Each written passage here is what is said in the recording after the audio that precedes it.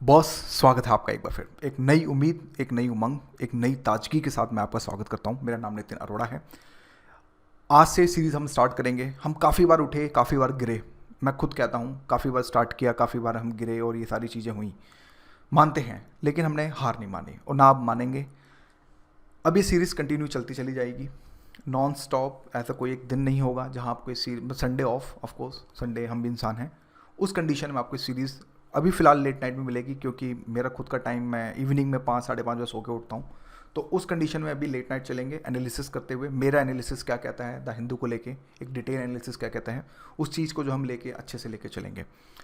Content आपका देखिए जैसे कि हिंदी में होगा। जैसे फॉर एग्जांपल अगर मैं आपको दिखाने की कोशिश करूं तो कुछ इस तरह से कंटेंट्स होंगे, ताकि आपको एक उम्मीद की किरण मिल सके। यूट्यूब पे बहुत चैनल्स हैं, बहुत अच्छा डेली बेसिस पे वो भी बहुत एफर्ट कर रहे हैं। कहीं ना कहीं एक मिशन पे हैं वो लोग भी। हम भी इस मिशन के साथ जुड़ना चाहते हैं, ताकि हम आपको थोड़ा डिफरेंट पैटर्न आपको दे सकें हिंदी के अंदर, एक शॉर्ट, एक क्रिप्स टाइप में। साथ में इथिक्स की सीरीज चल रही है, आपको जैसे पता होगा, वो भी देखते रहिएगा। टेस्ट सीरीज फ्री में मैं लॉन्च कर रहा हूँ अभी पोर्टल पे ही, कि मैं खुद काम कर रहा था, अगेन टेक्निकल इशू आया, देन उसको सॉल्व करने में हम लगे हुए हैं। तो चीज़ें देखिए, कहने का मतलब ये है, हम गिरते हैं, मानते हैं, उठते हैं, फिर गिरते हैं, फिर उठते हैं, प्रयास जरूर रहता है। तो उस कंडीशन में अब आप लोगों को मुझे सपोर्ट चाहिए होगा, चाहे कोई एक भी देखे या ना देखे, ये सीरीज़ कंटिन्यू रहेगी। हम सिर्फ ये बोलेंगे, हम अपनी तरफ से एफर्ट्स कर सकते हैं, बाकी रेस्ट आप लोगों के ऊपर होता है। बाकी इसके बाद फिर सी सेट की वीडियोस भी आएंगी यूट्यूब पे मेरे द्वारा। मैं आपको एक सी सेट अपने हिसाब से समझाऊंगा, अपनी लैंग्वेज में, कि कैसे आप मैथ्स और रीजनिंग और कंप्रेंशन को कैसे काउंटर करें, ताकि आपको एक पॉजिटिव एनर्जी जो मेरी तरफ से आपको मिल सके।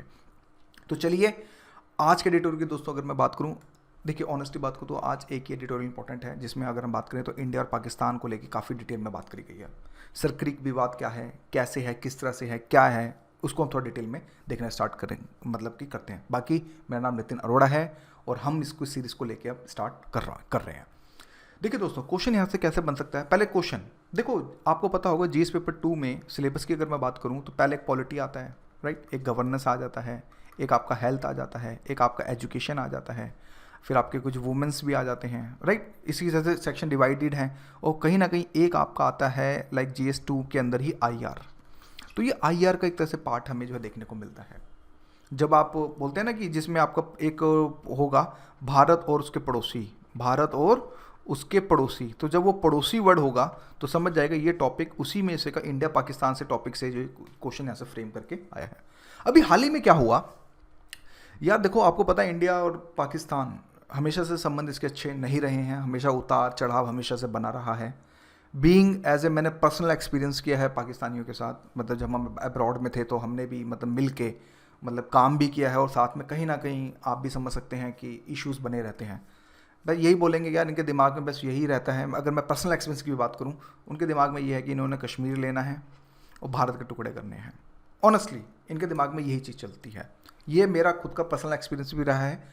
हालांकि कुछ अच्छे भी बड़े बुजुर्ग मिले हैं, मैं ये नहीं बोलूँगा, लेकिन ज़्यादातर की मेजोरिटी यही रहती है। तो उस कंडीशन में भी क्या हुआ, भी हाल ही में हमारे फिशरमैन, ठीक है, एक फिशरमैन को पाकिस्तानी नेवी ने, आप भी बोल सकते हैं, गोली मार दी। ठीक है, तो ये बेसिकली अगर बात करें, ये सर क्रीक जो है, ये आपको पता होगा ये इंडिया का मैप है। ठीक है, अभी मैप से हम आगे देखेंगे। जैसे फॉर एग्जांपल अगर जूम करके दिखाऊं तो देखिए ये है मैप, यहाँ पे भसड़ है, इस भसड़ को भी थोड़ा सा देर में समझेंगे।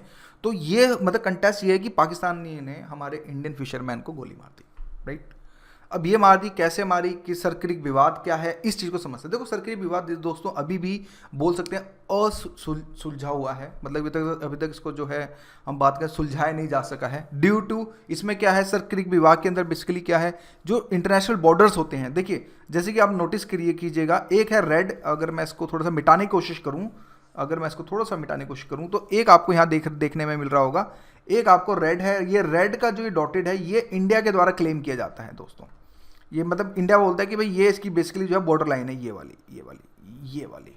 और पाकिस्तान वाले क्या कहते हैं कि बेसिकली ये लाइन है उनकी, मतलब ये सारी। तो इसी को लेके मतलब कि कहीं ना कहीं जब बॉर्डर मतलब कि अच्छे से जब वो क्लैरिफाई नहीं होते तो डेफिनेटली फिर इसमें अगर बात करें तो फिर हलचल होती है, और साथ में फिर मुठभेड़ भी इसमें देखने को हमें मिलती है। यहाँ पे पाकिस्तान का सिंध प्रांत है, और हमारे यहाँ पे अगर बात करें तो ये कच्छ वाला पूरा रीजन जो हमें देखने को मिलता है। यानी कि कच्छ बेसिकली जो अगर बात करें तो गुजरात के अंदर जो हमें जो स्पेशली जो है देखने को यहाँ पे आता है। राइट, हमें मैप समझ आ गया। और यहाँ पे ये सॉरी, यहाँ पे ये बेसिकली मतलब इंटरनेशनल, ये हमें जो है बॉडीज का थ्रू हमें देखने को मिलता है। एक चीज़ और समझते हैं यहाँ से, पहले फिगर्स के थ्रू समझते हैं, फिर आगे हम कहानी पे चलेंगे। फिगर में हमें ये देखने को मिलता है, नोटिस करिए, देखिए ये बोलता है कि claimed by Pakistan disputed by the India, यानी कि जो ये वाला एरिया है, देखिए ये वाला, ये बेसिकली पाकिस्तान को बोलता है कि भाई यहाँ तक, यानी कि ये वाला पूरा पोर्शन वो बोलता है कि पाकिस्तानी ये कहते हैं कि ये हमारा एरिया। लेकिन इंडिया कहता है, हमारा देश है वो ये कहता है कि नहीं, आप गलत कह रहे हैं, आपका बेसिकली हमारा बॉर्डर बेसिकली यहाँ पे है, ये है आपका हमारा बॉर्डर। तो इसके कारण ये मतलब क्लेम करता है इंडिया के द्वारा, राइट। तो जिसके कारण ये मतलब कि बेसिकली अगर बात करें डिफाइन एक हमारी बॉर्डर नहीं होने के कारण, दूसरा आपको पता पानी के ऊपर बॉर्डर कहाँ से हम डिफाइन करेंगे, तो ये भी एक दिक्कत होने के कारण इसमें से मतलब इसी कारण जो है ये सिचुएशन जो है हमें देखने को मिली। हालांकि पाकिस्तान हमेशा ऐसे ही मतलब कि अग्रेसिव रहा है, लेकिन अब इंडिया भी अब हाल में वो भी कहीं ना कहीं थोड़ा बहुत डिफेंसिव से ज़्यादा एक्टिव मोड में हमें जो देखने को मिल रहा है। तो खबरों में क्यों है, गुजरात तट पर पाकिस्तानी समुद्री सुरक्षा एजेंसी, जिसको हम PMSA, ठीक है, इसको हम शॉर्ट फॉर्म कहते हैं, कहेंगे PMSA की गोलीबारी में एक भारतीय मछुआरा यहाँ पे जो बेसिकली मारा गया, ठीक है, सरकारी विवाद के ऊपर। तो अब इसके बाद ये हुआ, पृष्ठभूमि देखते हैं इसकी। एडिटोरियल पहले पृष्ठभूमि लेके गया, कैसे विवाद चला, एडिटोरियल पे पहले डिस्कस करें। एडिटोरियल हमें ये देखे बोलता है, छोटा सा एडिटोरियल, ज़्यादा बड़ा एडिटोरियल नहीं था, तो उसमें ये बोलता है कि भाई पृष्ठभूमि में आए, क्या चला, क्या क्या मछुआरों को प्रॉब्लम होंगी, क्या क्या उनके ऊपर और क्या क्या इश्यूज आएंगे, और लास्ट में वे फॉरवर्ड क्या निकलेगा और कंक्लूजन क्या निकलेगा, हम उस पर जो है बेसिकली जो हम बात करके चलेंगे। तो पृष्ठभूमि में ये कहते हैं कि भाई नेशनल जो फिशर वर्क फॉर्म एक स्टार्ट किया गया, जिसमें 558, आपको पता है भारतीय मछुआरे पाकिस्तानियों की जेल में है, ठीक है, ध्यान रखिएगा। 558 जो है आज भी जो है हमारे जो भारतीय जो फिशरमैन हैं, जो भारतीय मछुआरे हैं, वो पाक की जेल के अंदर, पाकिस्तान की जेल के अंदर, वहीं 74 पाकिस्तानी जो है भारतीय जेल के अंदर है। तो अगर आप रेशो को देखें 50 ये हो गया और 74 हो गया, तो ऑलमोस्ट 1/5 के आसपास, यानी पाकिस्तानियों ने हमारे मतलब ज़्यादा कैप्चर, अगर हम बात करें तो ज़्यादा कैप्चर मतलब कर रखे हैं। तो वहीं जेल में बंद लोगों तक जो है काउंसलर एक्सेस होना मुश्किल है। जैसे कि आपने वो यादव का केस देखा होगा, तो वहाँ पे काउंसलर एक्सेस नहीं दे रहे थे, फिर हम इंडिया जो है, फिर हम डिप्लोमेसी में गए, फिर हमें उसको बाद में मिला। तो उसी कंडीशन में जो इनको काउंसलर एक्सेस नहीं दिया जाता है। काउंसलर एक्सेस का मतलब ये होता है कि जो हमारे उच्चायोग के जो लोग होते हैं पाकिस्तान के अंदर, उनके थ्रू मदद मिलती है ताकि उनके केस को देखा जा सके और उनके केस को जो बेसिकली सॉल्व किया जा सके, उनको जल्द से जल्द फटाफट मतलब अटारी बॉर्डर से कहीं से भी मतलब कि उनको लैंड या फिर एयर के थ्रू उनको जो है बॉर्डर क्रॉस करा के उनके घर पे जो है भेजा जा सके। तो उसी कंडीशन में यहाँ पे दिक्कत ये होती है कि काउंसलर एक्सेस नहीं दिया जाता है। 2007 में दोनों देशों ने एक संयुक्त न्यायिक समिति का भी यहाँ पे बेसिकली गठन किया गया। ये मतलब बैकग्राउंड है, मतलब क्या क्या चीजें मछुआरों को लेके मतलब चीजें जो बेसिकली चल रही हैं। फिर 2018 में इसे पुनर्जीवित करने के प्रयासों का कोई नतीजा नहीं निकला। फिर इसके बाद 2018 में एक मतलब इसी चीज़ को मछुआरों को लेकर पहल करी गई, इसको पुनर्जीवित करने, इसी फॉर्म को पुनर्जीवित करने का प्रयास किया गया, लेकिन कोई फिर हाल ही में कोई जो है नतीजा नहीं निकला। फिर भारत पाकिस्तान के बीच अंतर्राष्ट्रीय समुद्री सीमा रेखा पर मछली पकड़ने के अधिकारों का भी लगातार यहाँ पे जो संघर्ष हमें जो देखने को मिल रहा है, यानी कि आप समझ सकते हैं, जैसे कि देखिए आपने देखा होगा इंडिया पाकिस्तान का तो चलता ही रहता है, साथ में कहीं ना कहीं श्रीलंका के साथ भी हमारा जो सिस्टम जो चलता रहता है कि वहाँ पे भी आपने देखा होगा जो पाक संधि है, वहाँ पे कहीं ना कहीं जो बॉर्डर डिफाइन नहीं है, तो जिसमें फिर कभी वो पकड़ लेता है, कभी हम पकड़ लेते हैं। तो ऐसी सिचुएशन जो है बेसिकली चलती रहती है। इस पकड़ने से फिर कहीं ना कहीं मछुआरों की एक आय में बहुत बड़ा हमें इम्पैक्ट जो है देखने को मिलता है। फिर मछुआरों की चिंता इस एडिटोरियल में ये बताई गई कि भाई मछुआरे अक्सर दोनों देशों के बीच द्विपक्षीय संबंधों के उतार चढ़ाव वाले भाग्य में फंस जाते हैं। यानी कि इसका मतलब यह है कि अगर मान लो कि कभी समय मान लो सॉफ्ट चीज़ें चली तो मछुआरों को छोड़ दिया जाता है, अगर कहीं हार्ड चीज़ें चली तो उनको फिर बंदी बना लिया जाता है, उनको फिर जेलों में जो है रखा जाता है। तो कहीं ना कहीं इन दोनों देशों के बीच में, इंडिया पाकिस्तान के बीच में बेचारे मछुआरे हमारे देश के कहीं ना कहीं इस चीज़ का जो शिकार होते हैं। तो ये भी एक बहुत बड़ा इशू जो देखने को हमें जो है मिलता है। आम लोग अपनी आजीविका कमाने की कोशिश करते हुए विदेशी जेलों में बंद हो सकते हैं।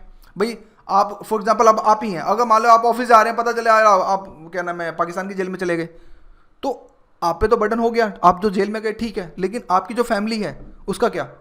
अगर मान लो आप ही एक आदमी है, इकलौते आदमी है जो आप अपने मतलब जॉब कर रहे हैं या फिर कुछ कमा रहे हैं, और आप अगर जेल में चले गए तो फिर वही फैमिली कैसे गुजारा करेगी, कैसे खर्चों को, एक्सपेंसेस को कैसे मतलब कि जो है बियर करेगी। तो ये सारी की सारी चीज़ें जो हमें बेसिकली ये भी एक इशू हमें जो देखने को मिलता है। फिर भारत श्रीलंका समुद्री सीमा के पास उद्यम करने वाले मछुआरे भी अक्सर इसी चीज़ का शिकार होते हैं। आपने देखा होगा श्रीलंका, जैसे कि आपको पता है ये इंडिया है और ये श्रीलंका है, तो यहाँ पे जब होता है तो कहीं ना कहीं फिर श्रीलंका नेवी भी कहीं ना कहीं मछुआरों को कैद कर लेती है। इसी तरह से इंडियन नेवी मछुआरों को भी कभी कभी कैद कर लेती है। तो उस कंडीशन में कहीं ना कहीं मछुआरे ही बेचारे जो है अगर बात करें तो पिसते चले जाते हैं। फिर पाकिस्तान ने भारत में हिंसा का आक्रामक रूप से प्रायोजित किया है, उसकी एजेंसियों द्वारा प्रशिक्षित आतंकवादी। मतलब कहने का मतलब ये है कि देखो भारत जो पाकिस्तान है वो डेफिनेटली हिंसा पे ज़्यादा बिलीव रखता है। दूसरी बात, उसके थ्रू अगर हम बात करें तो कहीं ना कहीं उनकी एजेंसियों द्वारा फिर इनका ब्रेन वॉश भी किया जाता है कुछ मछुआरों का। फिर कहीं ना कहीं उनको फिर आतंकवादी की ट्रेनिंग भी दी जाती है। होता है, ब्रेन वॉश होते हैं बहुत सारी चीज़ें। अगर आप जाएंगे, अगर आप गिलगिट वाले एरिया में जाएंगे तो आपको ये चीज़ें देखने को मिलेंगी कि वहाँ पे मतलब ब्रेन वॉश लोगों को करके कहीं ना कहीं उनको अटैक के मोड में जो है लाइक कश्मीर के अंदर उनको एंटर कराया जाता है। और आपने देखा भी होगा कि हफ्ते के अंदर कोई ना कोई हमें एक आधी न्यूज़ हमें देखी, मतलब सीमा पार से घुसपैठ हमें जो चीज़ें जो देखी जाती हैं। फिर म्यांमार बांग्लादेश की सीमा से लगे कई भारतीय गाँव भी संघर्ष में इसी तरह से हैं। अब इस तरह से बॉर्डर में अगर हम देखें, जैसे कि फॉर एग्जाम्पल आपको पता है ये बांग्लादेश का कुछ इस तरह से मैप है। यहाँ पे आपको पता है ये असम हो गया, ये वेस्ट बंगाल हो गया, यहाँ पे त्रिपुरा हो गया। तो ये वाला एरिया भी कहीं ना कहीं इसमें, और यहाँ पे जो वेस्ट बंगाल और बेसिकली त्रिपुरा, वेस्ट बंगाल और बेसिकली और ये बांग्लादेश में जो है बॉर्डर्स नहीं क्लैरिफाई हो पाते, तो उस कंडीशन में वहाँ पे भी एक दूसरे को मतलब पकड़े जाते हैं। तो कहने का मतलब है जो मछुआरे हैं हमारे, वो कहीं ना कहीं पाकिस्तान की तरफ, श्रीलंका की तरफ, बांग्लादेश की तरफ कहीं ना कहीं इन चीज़ों में फंस जाते हैं इंटरनेशनल बॉर्डर में। और इनका बोल सकते हैं कि बहुत बड़ा, बहुत बेकार एक तरह से प्रभाव जो हमें देखने को मिलता है। फिर सर क्रिक विवाद एज यूजुअल मैं समझा चुका हूँ। यहाँ पे आपने देखे ये international border between India and Pakistan, ये बेसिकली देखा जाए तो ये बेसिकली बॉर्डर है। अगर आप नोटिस करें, ये इंडियन की गुजरात साइड है, ये पाकिस्तान का सिंध प्रांत है। तो भारत और पाकिस्तान के बीच सर क्रिक विवाद जो है कच्छ प्लस सिंध की समुद्री सीमा रेखा की व्याख्या करता है। और साथ में भारत का दावा है कि अंतर्राष्ट्रीय कानून और थलवेग, अब देखो थलवेग सिद्धांत के अनुसार सीमा मध्य चैनल है, जबकि पाकिस्तान का दावा है कि सीमा खाड़ी के पूर्व में स्थित है। अब ये देखो जो थलवेग सिद्धांत है दोस्तों, जो थलवेग सिद्धांत है, इसमें हमें ये देखने को मिलता है कि वो ये कहता है कि देखो जब दोनों चैनल के बीच में प्रॉपर नदी बह रही है, मतलब प्रॉपर अगर एरिया है और दोनों देश अगर मान लो डिवाइड हो रहे हैं तो ठीक है, ये सिद्धांत का मूल है। लेकिन वो ये कहता है कि नहीं, हम इस चीज़ को नहीं मानेंगे जहाँ पे मतलब कि जहाँ पे खाड़ी है, मतलब जहाँ पे चीज़ें मतलब सीमा खाड़ी के पूर्व में स्थित है, मतलब इसकी जो खाड़ी की मतलब लैंड मतलब बॉर्डर आ रहा है, तो वो बेसिकली पाकिस्तान जो है इसको बेसिकली जो है मानने की जो कोशिश करता है। यानी कि भारत क्या बोलता है, थलवेग सिद्धांत की तरफ आगे बढ़ता है। वो बोलता है कि एक तरफ अगर पाकिस्तान है, बीच में अगर मतलब समुद्र का मतलब कि समुद्री सीमा है, तो वो बोलता है कि ठीक है ये एक बॉर्डर है, या फिर जो भी नदी है जो भी है उसको मतलब एक तरह से बॉर्डर मानेगा, स्पष्ट बॉर्डर। लेकिन वो बोलता है कि नहीं, हाँ नहीं, हम इसको नहीं मानेंगे, हम खाड़ी वाले पूर्व वाले हिस्से को, इस वाले हिस्से को जो हम जो है समुद्री सीमा के तौर पर मतलब कि इंटरनेशनल बॉर्डर के तौर पर जो हम मानेंगे।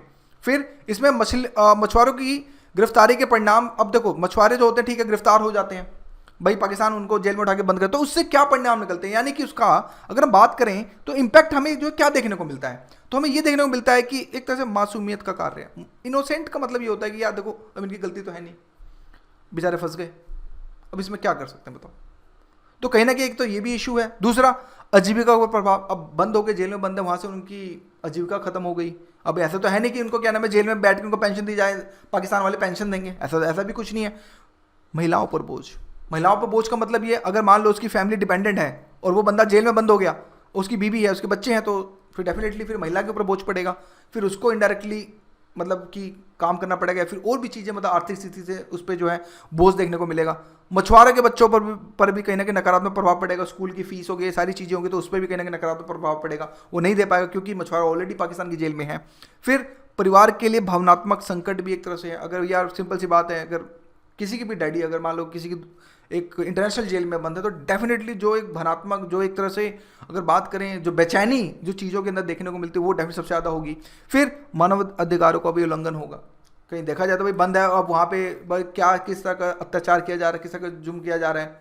आपने देखा होगा कैप्टन कालिया LOC में, आपने देखा 1999 के अंदर जब वो रैकी करने गए थे तो पाकिस्तानियों ने उनको पकड़ लिया था और उनके साथ किस तरह से अमानवता का व्यवहार उन्होंने किया था। आपने देखा होगा किस तरह से उनके मतलब कि उनकी डेड बॉडी जब मिली थी तो फिर पूरा देश जो है मतलब की बात गुस्से में आ गया था इस पाकिस्तान की हरकत के कारण। तो कहीं ना कहीं अगर हम बात करें तो मानव अधिकारों को जो हमें जो है अगर हम बात करें तो उल्लंघन भी जो हमें देखने को मिलता है। तो ये सारी चीज़ें हमें बेसिकली अगर बात करें जिसके कारण ये सब की सब चीज़ें हमें जो देखने को मिलती हैं। फिर अब इसके सोल्यूशन की तरफ एडिटोरियल जो ये बढ़ता है कि ठीक है ये सारी प्रॉब्लम्स हैं, ये सारे के प्रभाव हैं, लेकिन इसके बाद एक आगे का रास्ता, यानी कि आगे का रास्ता क्या हो सकता है उस चीज़ को यहाँ पर समझने की कोशिश करते हैं। वो कहता है कि समुद्र आधारित खतरों से सुरक्षा होनी चाहिए। भाई जो भी समुद्र टाइप के खतरे हैं इसमें गवर्नमेंट को यहाँ पे भारत सरकार को, यानी कि भारत सरकार को यहाँ पे जो बेसिकली आगे आना चाहिए और इस तरह के खतरों से मतलब बेसिकली जो सुरक्षा जो है यहाँ पे देनी चाहिए। फिर भारत के समुद्री पड़ोस में स्थिरता सुनिश्चित करना। भाई मतलब भारत के समुद्री पड़ोस में अगर हम बात करें तो स्थिरता, यानी एक तरह से अगर हम बात करें स्टेबिलिटी को कोशिश करना, दोनों देश आपस में एक दूसरे को जो है ला सकें। एक नीली यानी कि ब्लू इकोनॉमी, यानी कि अर्थव्यवस्था का निर्माण करना, विकास और उसे बनाए रखना। यानी कि ब्लू इकोनॉमी का मतलब ये होता है कि दोस्तों यानी कि जिसमें आदान प्रदान, व्यापार का आदान प्रदान हो सके, फिशिंग है, ये सारी चीज़ें, तो इसको और ज़्यादा मजबूत किया जा सके ताकि अगर दोनों देश एक दूसरे को मतलब कि ब्लू इकोनॉमी की तरफ बढ़ेंगे, यानी कि नीली अर्थव्यवस्था की तरफ जब बढ़ेंगे तो डेफिनेटली दोनों देशों पर दबाव होगा कि अगर इस तरह से हरकतें करेंगे तो उनके बिजनेस को घाटा होगा, और जब बिजनेस को घाटा होता है तो कहीं ना कहीं फिर एक्शंस में मतलब बात करें एक लॉबी जो बनती है वो दबाव के कारण फिर जो है लाइक रियायत करती है चीज़ों में। ये भी हो सकता है कि अगर मान लो बिजनेस ज़्यादा बढ़ रहा है तो पाकिस्तान बोलेगा ठीक है यार मैं छोड़ रहा हूँ, आप भी छोड़ दो, तो ऐसी सिचुएशन से ये होगा। तो इससे फ़ायदा होगा, इससे ये फ़ायदा होगा कि जो मछुआरे जो 6-6 महीने के 1 साल तक जो जेल में बंद है वो हो सकता है 2 से 3 दिन में आ सके, तो इससे फिर कहीं ना कहीं चीज़ें जो अच्छी चलेंगी।